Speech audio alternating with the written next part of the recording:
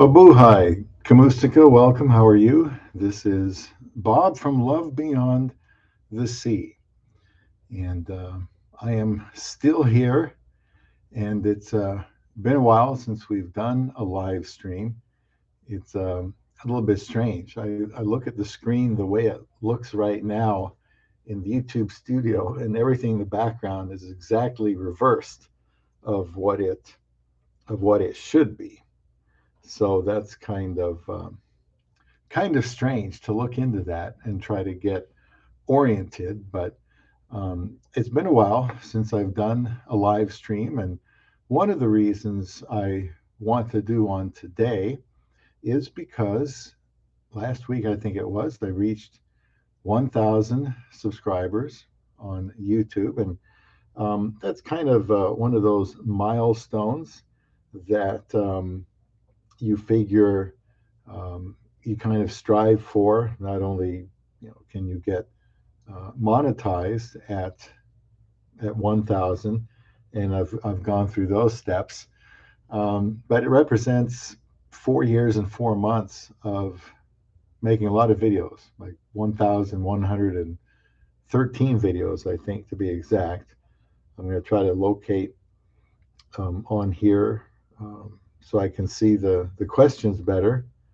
And I realize nobody's here, so it doesn't really matter what I do right now. I'll just try to give some people some time. Uh, we've stopped doing live streams because just it really wasn't worth it at the time. So I believe we are on live. I cannot find it on my phone anywhere, which is not good because now I can. Yeah, here we are. And there's an ad playing.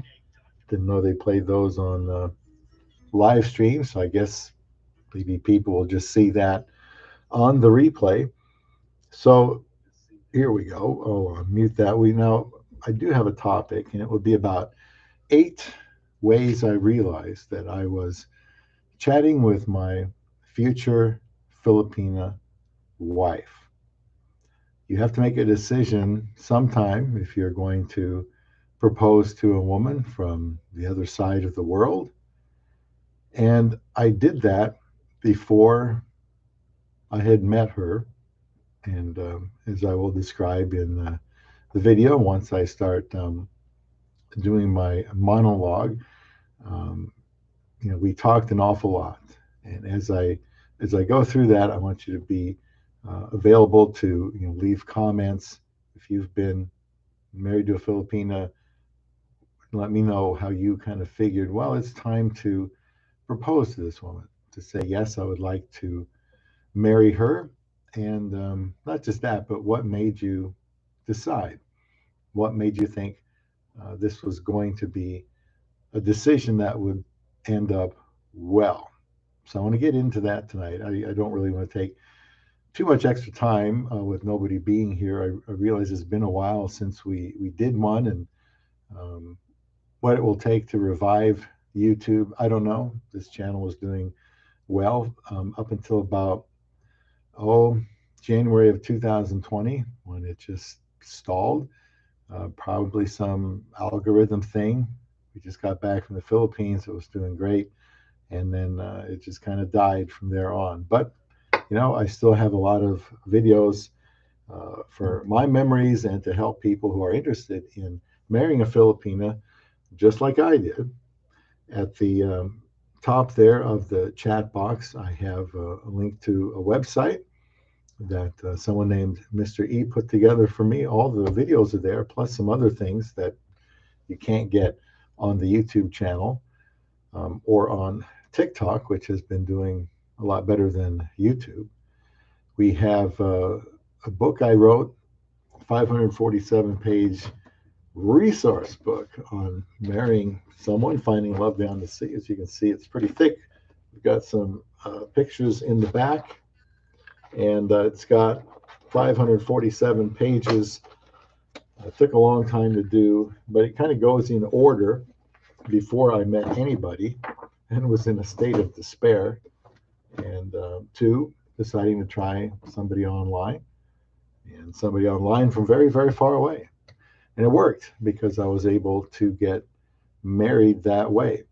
And I have an affiliate link to Christian Filipina, which is where I met my wife, and also Filipino visa, because if you decide to marry someone from the Philippines, you'll have to go through all of the paperwork, and it's a there's a lot of paperwork, and you want to do it right because it takes a while. Back then, it took only 8 months for my wife to come up and be with me, and we could have done it sooner, but we waited for a little while so she could attend a wedding. So, without further ado, I want to get into 8 ways I realized I was chatting with my future Filipino wife. As someone married to a Filipina since May 10th, back in 2015, who I met online, I posed this question to others. When did you first realize you have been chatting with your future Filipino wife? What were the signs? How did you know? Do you think it will always be clear? Please subscribe to Love Beyond the Sea, where we talk about anything a foreigner needs to know about the exciting journey of pursuing and marrying a Filipina. Share the videos so other men can find Love Beyond the Sea. You get notifications by clicking that notification bell, but you have to add or click the word add in order to complete that process. Now, it only took me 18 days to propose online to the Filipina I have been spending hours a day, about 4 hours a day, conversing with on Skype and Viber, and just another 36 days to get down there and get married in the Philippines. It was 9,800 flight miles away.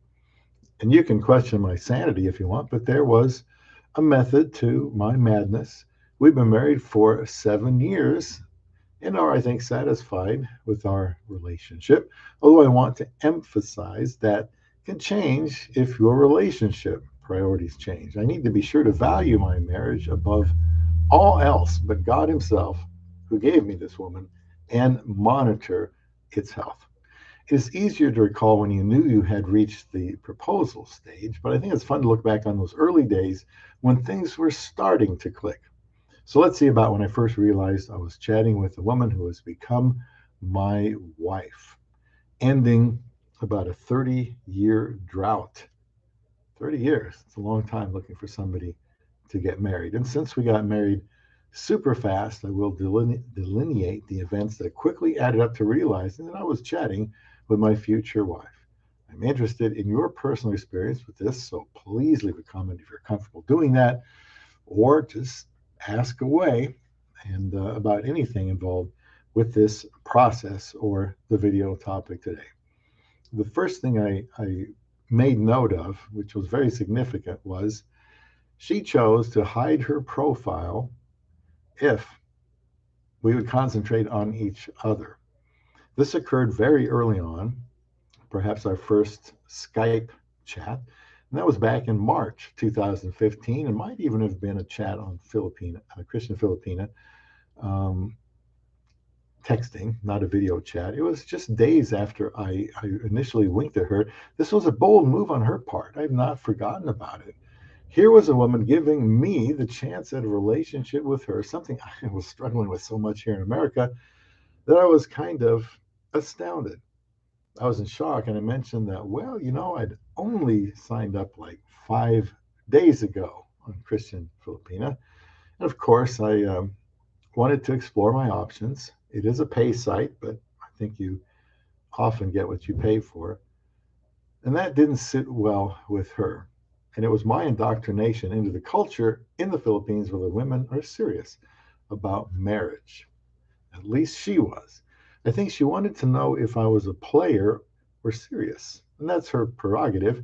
I took her up on it, and I was engaged in just a couple of weeks. She wasn't going to waste a minute of time with a guy who wasn't serious.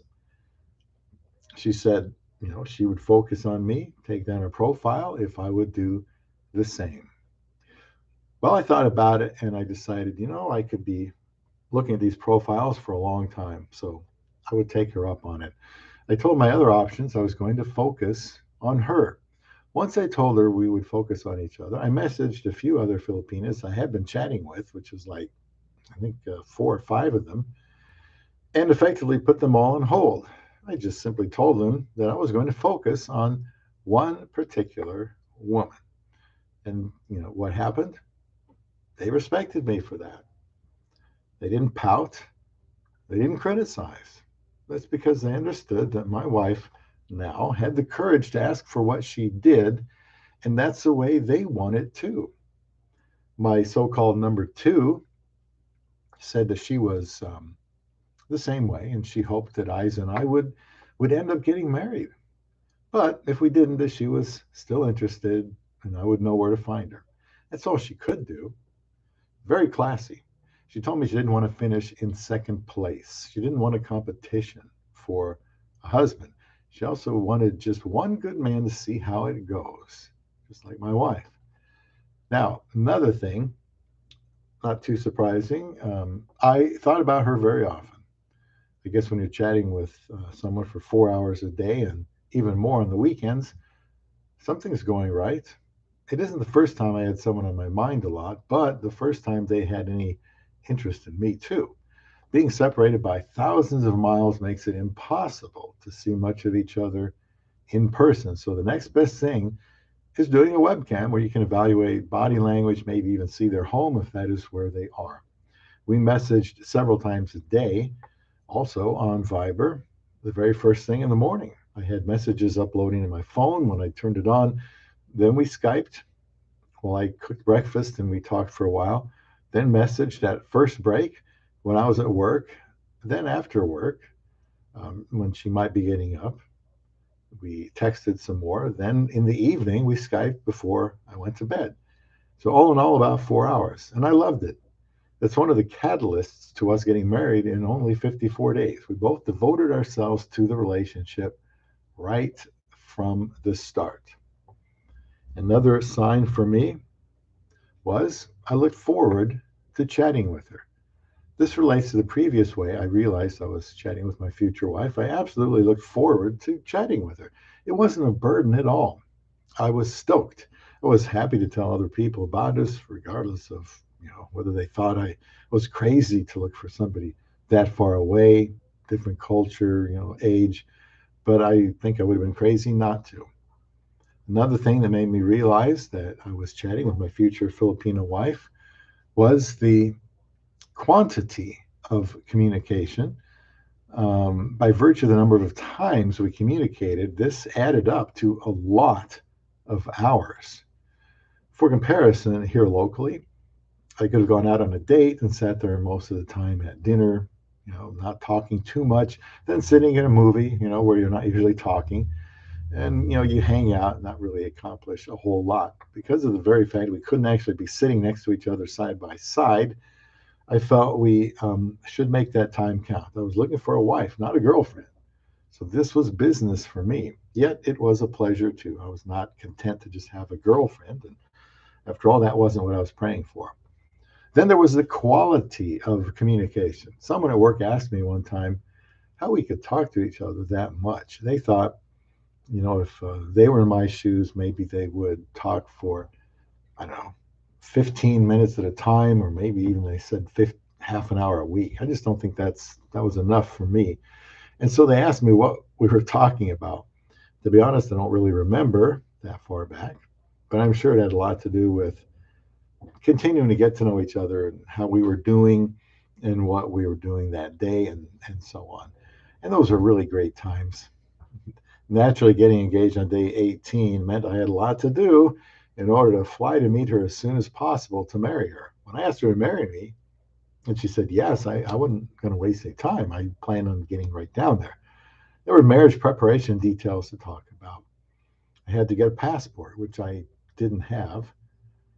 Fortunately for me, there was a passport weekend coming up where I was able to go and get in line. It took most of the day.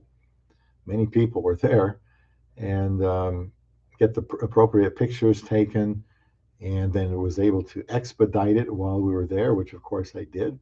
And then I got time off work, made an appointment for the embassy, and I was ready to fly internationally for the first time in my life. This whole process was relatively unhindered, and I wouldn't have done it any other way, at least not with that woman. Also, we had similar views on marriage. This was non-negotiable and would have been a deal breaker. I needed someone who understood we each had a role to play to execute in the marriage, and I took that very seriously. I laid that all out. Basic biblical things like the husband is the head of the wife, what that meant, what it didn't mean. We talked about submission, what that was, what it wasn't. I have a live stream about that if you're interested in. I can put that in the description box. And check out my playlist on internet dating, pursuing a Filipina and long distance relationships. On day 12, I told my pastor I was considering proposing to her. Day 12. Now, by this time, it seemed like we had been chatting for months, probably because we've been so much time together in a short amount of time, just with each other. I'm sure I still have that email somewhere. It actually was included in my petition as proof that we had a relationship, and this proof involved a third party, my pastor, who could validate our relationship, which he did in a separate statement that I included in my immigration petition for my wife. I remember telling him I was thinking about proposing to Isa, but looking back on it now, I really was planning on doing it unless there was some kind of red flag that showed up, some reason not to. He later talked to her, the two of them, on Skype and gave me his approval to marry her since he'd never, done this before from somebody in another country. And that was important to me as he had worked diligently to help me find someone to marry. And his idea for me to consider all options, even overseas. I'm sure he was shocked by the age difference and said it might be best if she was maybe a little 5 years older, but she was mature and she preferred someone who was older than she was. Now, we have been filling in the gaps with our marriage since May 10th, 2015 by getting to know each other and interacting with each other, and have gone through the necessary give and take that makes for a good union. It didn't take me very long to realize that I was going to be marrying my love beyond the sea. Go Go Bobo Sister, one of my biggest fans, is here. Kind of sparsely attended live stream, but I haven't done one for many months. And this is not going to be a long one. Now, he says here, and I like comments. I mean, even if they're comments I disagree with, that I am the person that thinks that Filipinas are a commodity. Now, I know no one else is here, but I'm sure later on when you watch this, if you've seen any of my 1,100 videos, that I do not believe that Filipinas are a commodity. They're not a plaything. They're not they're not eye candy. They're someone who, when you marry, you make the decision that this person is more important than I am, and I'm going to do whatever I have to do for their good. And I've tried to uphold that because it's my job, I think, as the man who initiated the whole relationship. I'm the one that pursued her. I'm the one that proposed to her. And so it's up to me to do everything I can to hold this relationship together. And like I said, we've been married, can't believe it, but we've been married 7 years now. So I don't believe Go Bobo Sister is serious at all, because nobody could be that has watched my videos. No, not a commodity whatsoever. So this is going to be a very short live stream, which doesn't necessarily surprise me since I just popped this up and wasn't able to get it to kind of show that I was going to have one, because it's been a while since I did this. The setup looked differently, and well, normally when I get it set, it kind of says, here you go. you're going to see a live stream in half an hour or something like that. Well, that didn't happen. So um, I just didn't know how to do that. Not surprising. And maybe if I start doing these more regularly, we will have people here that want to know about finding a wife overseas. I talk to people every every week. I'll be getting back to somebody tonight on TikTok. TikTok has done 100 to 200 times better than YouTube has. But this is a way to interact with people right now, live and in color. So think about that at some point. I don't think you want to drag out a relationship online for years. I think you should go down and meet her as soon as possible. It's more difficult now than back when I met my wife because there was no COVID and didn't have to get vaccinated and then wait to see if some of these rules like COVID tests and travel insurance will be dropped. And some of those things are changing. We just went to the Philippines, my wife and I, in March and April of this year, 2022. And that was 23 days. And as always, 23 days that flew by. Seems like it took half that time more for me to recover from the trip for some reason. But we made the trip this year. I don't know if I'll go back again or not as time goes by, but I know it's always good for my Filipina wife.